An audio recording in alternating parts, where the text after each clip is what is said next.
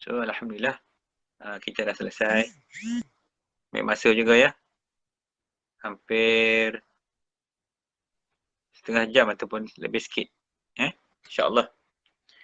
Jadi ada yang menelpon bertanya, boleh ke Ustaz nak baca waktu siang ke, waktu bila ke? Jadi boleh, sebenarnya boleh. Cuma kita nak bagi salam pun semua ni nak kena hudur hati kita, nak kena duduk, dia tawaduk.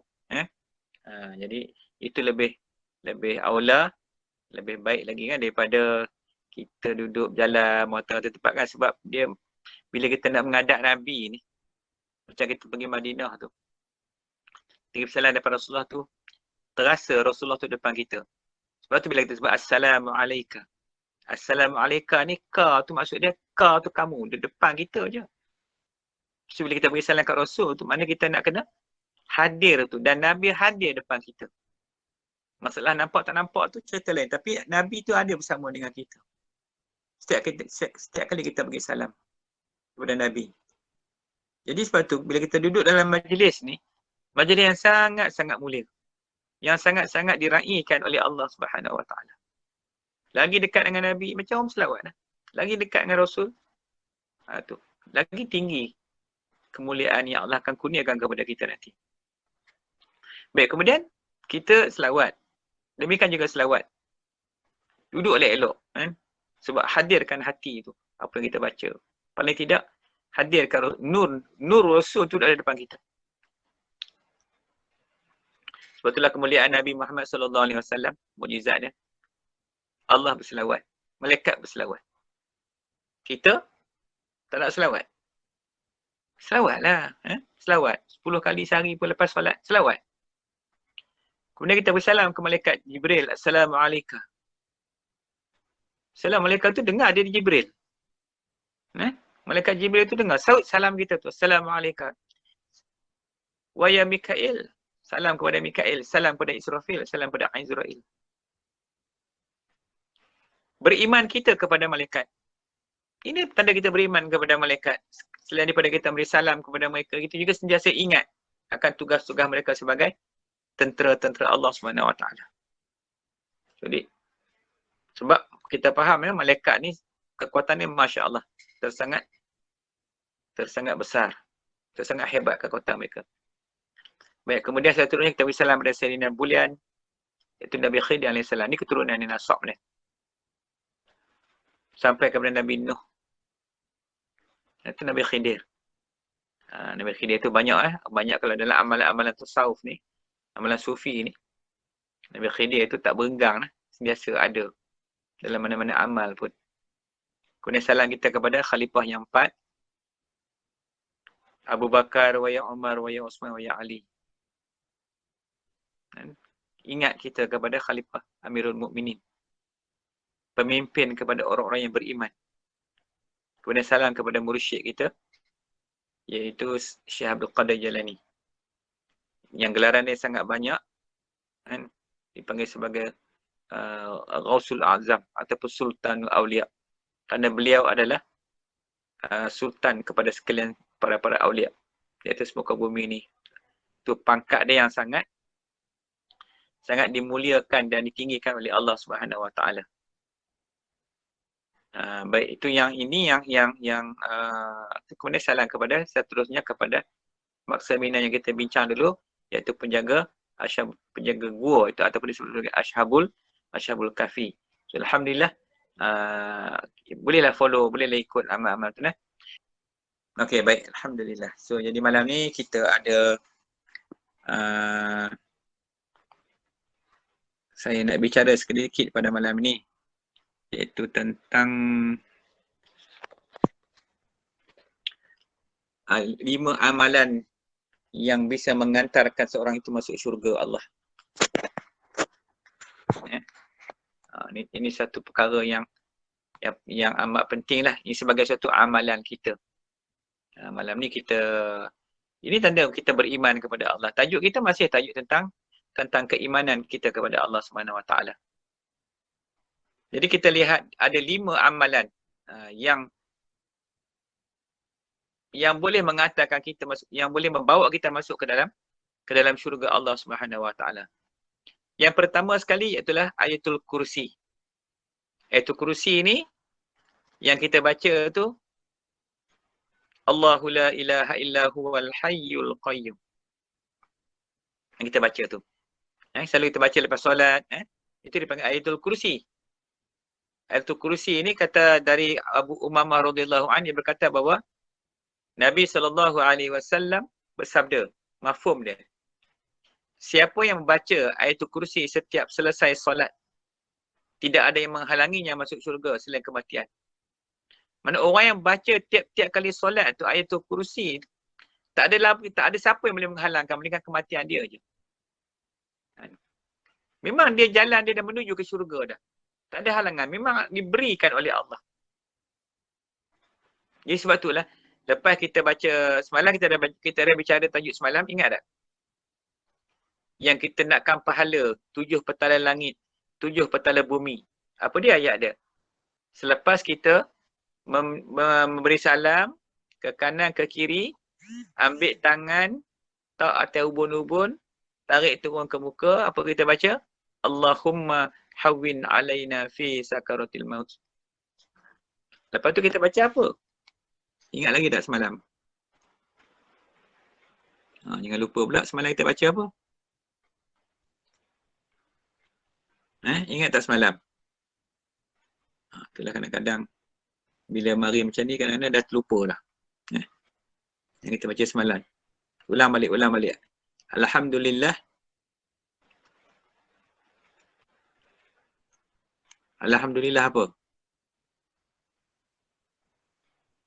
Lam yattakhiz. Alhamdulillah. Lam yattakhiz waladaw walam yakul lahu syarikum fil mulk walam yakul lahu waliyum minaz zulli wa kabbir takbira. Ni. Baca tu maknanya dituliskan bahawasanya orang yang membaca selepas salam itu dikurniakan oleh Allah akan pahala 7 lapis langit, 7 lapis bumi dan barang yang berada di dalamnya dan barang yang berada di bawahnya. Sekejap sangat kita baca, pendek saja ayat tu daripada surah Al-Isra ayat 111. Kita dan maknanya dalam solat tu, dalam amal yang kita baca, kita buat tu, daripada mula tu, daripada solat tu, kita duduk minta je macam kat kanan. Bila kita beri salam ke kanan, apa kita kata apa? Allahumma inni as'aluka ridhaka wal jannah. Kalau jadi imam, Allahumma inna nas'aluka ridhaka wal jannah. Ya Allah, sungguhnya aku mohon keredaanmu dan syurgamu. Itu permohonan kita. Paling ke kiri pula, wa a'udzubika min sakhatika wan nar, ataupun wa na'udzubika min sakhatika wan nar, dan aku memohon perlindunganmu dan sisaanmu daripada azab neraka. Minta dah tu, kita minta dah. Lepas solat pun kita dah minta dah. Jadi kemudian ambil tangan pula, tak atas ubun-ubun, tarik turun ke muka, Allahumma hawwin alaina fi sakaratil maut. Pelihara kita pun kepada Allah Ta'ala, pelihara kita daripada fitnah. Sebesar-besar fitnah tu al-maut. Fitnah maut tu. Untuk mudahkan. Bila Allah kasih nanti, mudah. Maut tu keluar. Mengalir seperti mana air yang mengalir turun. Disambut oleh malakul maut di dalam kafan yang dibawa khas daripada syurga untuk menyambut roh-roh yang dimuliakan oleh Allah Subhanahu Wa Taala. Hebat dah. Lepas tu baca doa tu pula. Baca doa Alhamdulillahillazi sampai habis. Habis itu kita istighfar pula. Pohon keampunan. Kita pohon keampunan daripada Allah Subhanahu Wa Taala. Baik. Kemudian dah habis selesai tu, kalau solat subuhnya kita bacalah la ilaha illallah wahdahu la syarikalah lahul mulk wa lahul hamdu yuhyi wa yumiitu wa ala kulli syai'in qadir. 10 kali. Baca 10 kali. Lepas tu minta lagi. Lepas baca 10 kali itu, kita baca apa? Allahumma ajirna minan nar. Allahumma ajirna minan nar. Sampai berapa kali kita baca? Sampai 7 kali. Itu contohlah. Kemudian barulah kita baca Al-Fatihah. Baru baca Fatihah. Fatihah tu, Fatihah, ayatul kursi. Balik pada kisah ayat kursi tadi. Jadi, daripada selesai sembahyang tu, zikir tu mendatangkan keampunan dan mendatangkan kebajikan kepada kita. Jadi Allah ampunkan dosa-dosa kita. Sebab itulah kita ikut sebab ni sunnah. Sebab Rasulullah tu dia buat amalan begini. Cuma malam ni kita nak fokus sekejap dekat ayatul kursi ni. Baik, kemudian ayat ni diturunkan selepas hijrah Nabi SAW. Selepas hijrah mana? Daripada Makkahul Mukarramah min Madinatul Munawwarah. Daripada Makkah ke Madinah. Ketika Rasulullah tu ketika di Madinah tu, ketika dibawa ayat kursi ni daripada Lauhul Mahfuz diturunkan dan dipanggil ayat kursi ni sebagai penghulu segala ayat Al-Quran. Maka ketika diturunkan, maka ayat ni diiringi oleh beribu-ribu malaikat. Nak turun ayat Quran ni dibawa oleh Jibril ni. Diturunkan, diiringi oleh ribuan malaikat kerana kebesaran dan kemuliaannya. Macam mana kita nak bayangkan ayat Quran itu turun? Kalau huruf-huruf yang macam mana? Kalau rupa huruf lah, kalau kita kata rupa huruf. Huruf yang kita duk tengok sekarang ni, kat skrin tu. Ataupun bentuk yang lain. Dia adalah bentuk Al-Quran ni yang Nabi saja tahu. Kita pun tak nampak macam mana bentuk Al-Quran yang sebenarnya. Hakikat Al-Quran tu. Tapi bila tiba di muka bumi ni, maka diperintah oleh Rasulullah dituliskan. Maka kita boleh baca sekarang ni ayat kursi. Kalau tidak, kita tak nak sebut ayat-ayat Al-Quran ni. Lepas tu dia ada di sebalik rahsia-rahsia di sebalik Al-Quran, kalam-kalam Quran ni. Baik, ketika itulah syaitan dan iblis juga telah menjadi gempar kerana adanya satu alamat yang menjadi perintang ataupun halangan kepada perjuangan mereka. Maka Rasulullah SAW dengan segera memerintahkan Zaid bin Sabit, yakni penulis Al-Quran, agar menulis serta menyebarkannya. Terus diperintah oleh Rasulullah. Maka Zaid pun tulis Al-Quran ni, ayat kursi ni. Maka ayat ni disebut juga ayat kursi kerana di dalam terdapat perkataan kursi. Bermaksud tempat duduk yang megah, lagi yang mempunyai martabat. Iaitu syiar atas kebesaran Tuhan yang meliputi 7 lapis langit dan 7 lapis bumi. Itu besar tu. Dekat mana kita jumpa kursi? Wasi'a kursiyuhus sama. Wasi'a kursiyuhus samawati wal ard. Ada perkataan kursi sungguh. Tempat duduk yang megah. Lagi yang mempunyai martabat. Tinggi ya tempat itu. Tu ayat ni, ayat tu kursi. Baik, jadi sekadar kita pada malam ni, kita nak memahami sedikit. Kenapa kita baca ayat kursi? Setengah orang ni tak nak baca kursi dah. Baca Fatihah tu, baca doa. Jangan. Lepas ni, jangan lagi. Lepas ni baca ayat kursi tu. Bagi sampai semua boleh hafal. Saya rasa semua boleh hafal dah tu. Jadi kita nakkan cerita kisah ayat kursi. Kelebihan ni pula. Jadi sesiapa baca ayat kursi dengan khusyuk setiap kali selepas solat fardu. Kita tengok ya. Ini boleh baca lebih tu. Saya baca itu, saya cerita sikit. Orang yang baca tu akan berada dalam lindungan Allah sehingga waktu solat yang lain. Dan terpelihara daripada tipu daya dan gangguan syaitan. Bila kita baca. Antara zuhur ke asar. Asar ke maghrib, maghrib ke isyak, isyak ke subuh. Jadi kita nak dapat perlindungan Tuhan tu, kita kena ikut kaedah. Ni bacaan ayatul kursi ni. Kemudian orang yang Allah anugerahkan, Allah Ta'ala menganugerahkannya hati-hati yang bersyukur. Besar ni. Setiap perbuatan orang yang benar, pahala para Nabi juga dilimpahkan padanya. Rahmat. Jadi orang yang baca ni, dia mendapat, maknanya orang yang dia menjadikan diri dia sebagai orang yang sentiasa bersyukur kepada Allah. Setiap perbuatan dia, pahala para Nabi. Pahala para Nabi itu dapat pada dia, orang yang baca tu. Ini sebab itulah kelebihan umat Muhammad ni. Bila Allah turunkan ayatul kursi ni, rugi sangat-sangat kat kita. Sedangkan kita boleh, orang kata apa? Grab peluang ni. Boleh menggenggam peluang yang Allah bagi ni kepada kita tu. Bila kita faham. Lepas tu kita heran tengok orang soleh, orang alim ni, zikir tak reti. Rupanya dia faham. Kita ni jahil, tak faham. Tak reti. Tahu ya kursi, tak peduli pun. Tak peduli nak beramal, nak baca. Sedangkan inilah peluang kita. Besok di akhirat esok kita nampak. Macam mana ketika Nabi Mi'raj malam berjumpa dengan Nabi Ibrahim. Nabi Ibrahim pesan apa? Ketika Nabi naik turun ke langit tu. Nabi Ibrahim pesan dia, wahai Muhammad. Jangan kamu lupa pesan kepada umatmu. Supaya membaca ayat apa? Ada satu lagi nanti kita cerita kemudian. Iaitu Amanah Rasul. InsyaAllah ada masa nanti kita akan kuliah pula tentang kenapa kena baca Amanah Rasul pula. Apa kelebihan dia? Begitu. Okey, baik. Jadi, kemudian Allah akan mengambil rohnya. Seperti orang yang berperang bersama para Nabi sehingga mati syahid. Hebatlah. Roh yang dicabut tu, Allah cabut roh orang yang sentiasa berzikir dengan amal Ayatul Kursi ni. Macam mana orang yang mati syahid masa perang dengan Rasul tu. Macam mana Hamzah. Macam mana kita tengok siapa lagi yang mati. Hanzalah. Ramai lagi. Para sahabat Rasul yang wafat, yang syuhada ketika berperang. Jadi roh yang keluar tu tak sama. Betul kalau tengok orang mati ni, kalau siapa biasa hadap orang mati, tak sama orang tu. Kadang kita heran tengok dia tu. Lain. Sebab apa? Rupanya ada amalan-amalan yang dia beramal. Contohnya Ayatul Kursi. Menjadi zikir, menjadi wirid dia siang malam. Begitu. Jadi, kena hati-hati. Kemudian Ayatul Kursi ni pun ayat Al-Quran dia kena ingat.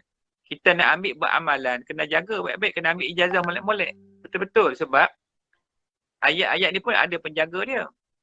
Ada malaikat, ada sebagai khadam, ada jin Islam dan juga ada jin kafir. Jadi kadang-kadang ada orang beramal, contohnya suratul Ikhlas. Sampai gila isim. Sebab apa?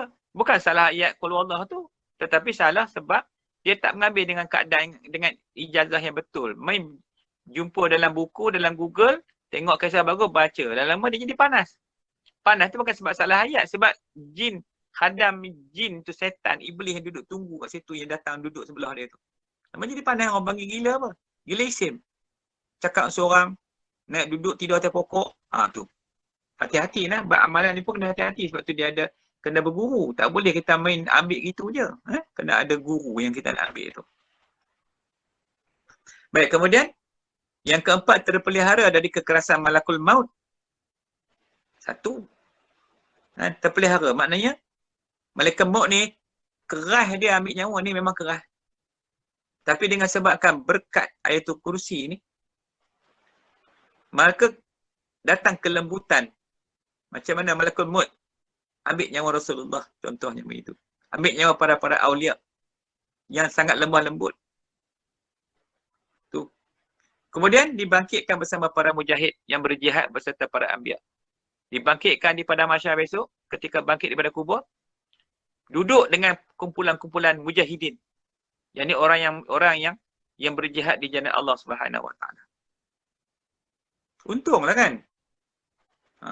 Daripada kita buat benda tak faedah tu, baik baca Ayatul Kursi tu. Tapi ambil elok lah, ambil adab kaedah dia nak baca berapa kali, macam mana nak wirid, macam mana nak zikir. Nanti kita ajar semua benda tu insya-Allah. Kemudian yang kelimanya, Allah Azza wa Jalla tidak menegah akan dia daripada masuk syurga. Tuhan tak tahan. Masuklah syurgamu. Sudah. Syurga terbuka luas. Maknanya, dan Allah kata apa? Masuklah dalam syurgamu, dalam syurgaku dengan rahmatku. Masuklah. Tafadhal. Silakan. Kita harap gitulah ya. Kita duduk mengaji apa semua ni pun sebab bukan nakkan ke syurga lah. Syurga tu semua nak syurga, tapi kita nakkan keredha Allah Ta'ala tu dulu. Nakkan Allah tu. Bila kita dapat Allah dah dapat kawan dengan Tuhan syurga. Apa lagi? Masuklah syurga. Itu tujuan utama kita. Jangan kita beramal sebab nak benda lain daripada Allah. Jangan ingat walaupun syurga ke apa semua kan. Itu kemudian. Kita ingat ikhlas. Yang penting ikhlas kita kerana Allah SWT. Sebab ini diperintah oleh Nabi. Nabi datang, kita bawa perkara yang baik untuk kita ikuti. Yang kelimanya, Allah Azza wa Jalla tidak menegak. Yang keenam, dia kurniakan pahala. Seumpama pahala orang muttaqin dan pahala balasan amal orang yang siddiqin, iaitu syurga. Orang muttaqin ni orang yang muttaqin, orang tinggi lah nilai dia. Orang-orang siddiqin yang benar ni. Itulah syurga ganjaran dia. Sangat besar ni pahala dia. Baik. Kemudian bagaimana kaedah dia, kafiat dia? Kafiat dia nak beramal akan ayatul kursi ni. Baik, ada tiga tempat dia, tiga waktu yang aula, tiga waktu yang boleh kita baca ni. Waktu lain boleh tak? Boleh. Kan? Sebab hadis menjelaskan bahawa barang siapa yang melafazkan membaca ayatul kursi pada petang hari, maka ia akan dilindungi oleh Allah dari gangguan apapun hingga pagi hari. Kalau baca waktu petang sampai pagi. Pagi sampai petang. Kalau baca pagi sampai petang, petang sampai pagi, maknanya dia baca pagi dengan petang, dia akan dilindungi selama 12 jam. 12 jam waktu tu. Pagi sampai petang, petang sampai malam sampai pagi balik. Tu. Yang keduanya, setelah solat fardu. Setelah solat fardu, ada sebuah hadis yang menyebutkan bahawa solat fardu atau solat 5 waktu, maka tidak ada yang menghalang kita untuk masuk syurga. Yang kita bincang tadi. Setelah solat fardu. Dan sebelum tidur. Oleh kerana itu, Allah akan melindungi dari syaitan yang mendekati dan Allah akan selalu menjaganya hingga pagi hari. So kita bacalah waktu malam sebelum tidur tu. Jangan tidur tu lena je kan. Tidur tu ada adab dia. Ambil uduk dulu kan. Takut kadang-kadang ada yang mati, meninggal ketika tidur tu. Jadi tidur ni mati. So kita buat persediaan macam orang mati kita nak tidur. Kan? Ambil uduk, baca, mengucap syahadah dulu. Kan? Bacalah surah Al-Ikhlas 3 kali. Kemudian baca surah tiga kul tu. Qul a'udzu birabbil falaq, al-falaq, kemudian baca an-nas. Kemudian itulah sambung dengan ayatul kursi kan nak baca ke. Dan akhir sekali sebelum kita nak lelakkan mata tu, kita sudahi dengan la ilaha illallah Muhammadur Rasulullah 3 kali. Kemudian la ilaha illallah Muhammadur Rasulullah, la ilaha illallah Muhammadur Rasulullah. Allahu akbar, Allahu akbar, Allahu akbar, Allahu akbar, Allahu akbar, Allahu akbar, Allahu akbar 7 kali. Kemudian la ilaha illallah, la ilaha illallah, la ilaha illallah, Allah, Allah, Allah, Allah, Allah. Nak baca doa tidur pun bacalah. Jadi malam tu boleh dah lah. Ni cuma saya tambah-tambahkan lagi sebagai amalan kita nak baca. Baik. Kemudian setelah itu cara bacaan dia. Baik. Dia boleh baca lepas solat tu sekali. Tapi kalau kita nak beramal, kita boleh baca sampai 50 kali atau 70 kali ataupun 170 kali. Dia ada amalan, nanti saya bagi nanti. Macam mana yang nak baca tu. Cuma kalau kita nak baca malam-malam ni ataupun satu hari tu, kita boleh baca lah 50 kali sehari. Habis 50 kali, kita pandang. Kita minta kepada Allah, ya Allah, ya Tuhanku, aku mohon jadikan kota. Kota ni pagar kat kita tu. Kota di hadapan, kota di belakang, kota di kanan, kota di kiri, kota di atas, kota di bawah. Dan kota di dalam diri aku. Di dalam zat Muhammadiyah. Dalam diri kita tu. Di roh kita tu. So kita minta Allah pelihara kita. Maknanya kalau orang nak buat nanya kat kita ke, orang nak buat sihir tu, utama syaitan ni lah. Kita cukup bimbang dengan syaitan sebab kita tak nampak dia. Jadi dengan keberkatan ayatul kursi ni, kita baca gitu. Nanti itu baca dulu yang tu kalau nak baca malam ni. So dia ada satu susunan zikir ayatul kursi ni. Banyak sangat kat saya satu kitab tu, dia cerita terlalu banyak kelebihan-kelebihan ayatul kursi tu. Macam-macam kafiat yang ada. Nanti kemudian lah ada masa nanti kita akan cerita sikit-sikit melalui program kita ni ya. Yang keduanya tentang zikir. Tentang zikir lagi. Iaitu zikir raditu billahi rabba. Zikir ni masyhur lah. Kalau dia tengok kan. Nak tengok zikir ni kalau nak baca tu macam-macam lagu. Orang buat nasyid lah itu ni kan. Ini yang kedua. Untuk masuk syurga Allah SWT. Yang disebut selalu pendek je. Tapi ada yang panjang. Yang disebut raditu billah rabba wa bil islam madinah wa bi Muhammadin nabiyya wa rasulah. Itu yang disebut. Biasa disebut hadis dalam dekat itu. Tapi sebenarnya ada yang panjang lagi. Daripada hadis yang Nabi sebut tu tadi. Siapa yang mengucapkan ketika petang hari raditu billah ni adalah hak atas Allah untuk menjadikan dia redha. Allah redha kepada kita dan kita redha kepada Allah. Radhiyallahu anhum wa radu'an. Kemudian berkata Syekh Al-Khudri. radhiyallahu an, bahawa sesungguhnya Rasulullah SAW sabda, mafhumnya barang siapa yang mengucapkan raditu billahi rabba wa bil islam madina wa bi Muhammadin rasulah, aku redha Allah sebagai Tuhanku, Islam sebagai agamaku dan Muhammad sebagai rasulku, maka masuk syurga baginya, maka syurga baginya. Jadi ini dia punya ucapan dia. Kemudian di bawah tu, barang siapa yang di pagi hari mengucapkan raditu billah tu tadi, aku menjamin untuk mengambil tangannya hingga aku masukkan ke dalam syurga. Ini kata Nabi. Nabi menuntun, maknanya orang yang baca doa ni hari-hari, Nabi akan menuntun dia sampai masuk ke dalam syurga. Jadi ini semua amalan-amalan yang boleh kita jadikan amalan, dan semua ada hadis-hadis yang sangat jelas, yang hadis sahih tentang doa ni. Yang malam ni yang kita nak ajar, ayat ni pun saya tertinggal sikit tadi. Kalang kabut tertinggal juga. Iaitu raditu billahi rabba wa bil islam madina wa bi Muhammadin nabiyya wa rusula wa bil qur'ani imama wa bil ka'bati qiblata wa bil mu'minina ikhwana. Yang kita nak ajar malam ni baca yang panjang sedikit. Ada dalam tu, baca tengok tu. Raditu billahi rabba wa bil islam madina wa bil islami dina wa bil islami dina wa bi Muhammadin nabiyya wa rasula wa bil qur'ani imama wa bil ka'batin qiblata wa bil mu'minina ikhwana. Baik, aku redha Allah sebagai Tuhanku dan Islam sebagai agama kami dan Muhammad sebagai nabi dan rasul kami dan Quran sebagai imam kami, petunjuk, pemimpin, dan Kaabah sebagai kiblat dan mukmin sebagai saudara kami. Jadi ini yang kita nak suruh baca ni. Tapi nak baca masa bila? Nak baca tiap-tiap kali habis solat, sebelum bangun tu, dah selesai doa sebelum bangun, baca dulu doa ni. Sebab apa? Ma rabbuka. Siapa Tuhan kamu? Allahu Rabbi.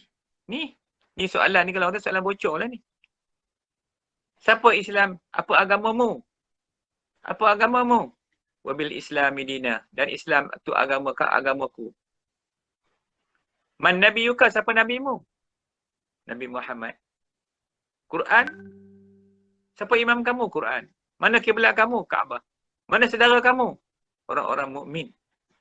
Tak sebut sini orang Muslim lah. Sebut orang mukmin. Yang ni orang yang beriman. Nanti kita cerita tentang mukmin Muslim. Faham kat situ. Jadi ini dibaca tiap-tiap kali lepas solat, jangan tinggal. Baca je lepas solat tu. Bagi ingat.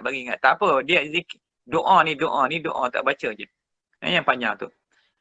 Okay, tengok situ nah. Raditu billahi rabba wa bil islami dina wa bi Muhammadin sallallahu alaihi wasallam nabiyya wa rasula.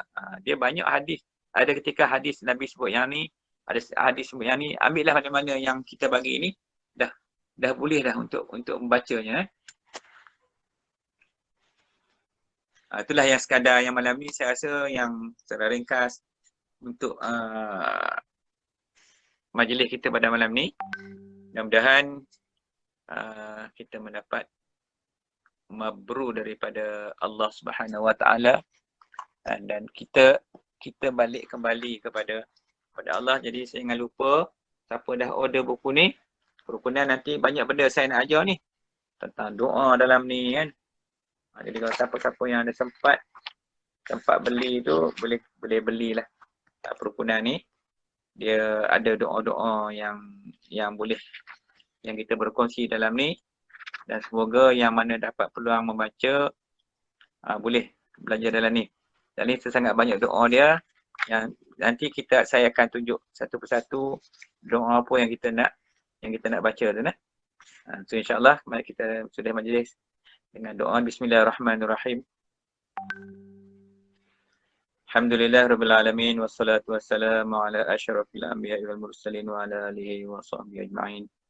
Allahumma shalli ala sayyidina Muhammadin abdika wa rasulika nabiyil ummi wa sahbihi wa sallim. Allahumma inna nas'aluka ridhaka wal jannah wa na'udzubika min sakhatika wan nar. Allahumma ahyina bil iman wa mitna bil iman wa ahsyurna bil iman wa adkhilna al jannata ma'al iman.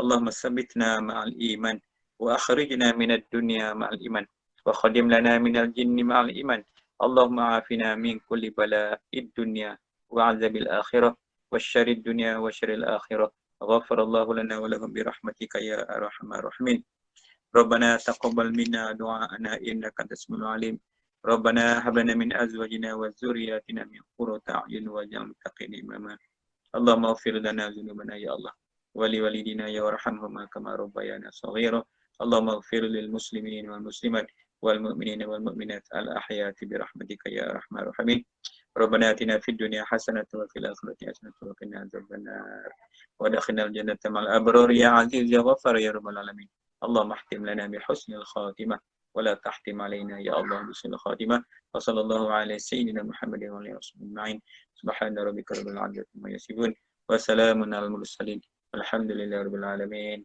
تقبل الله منكم منا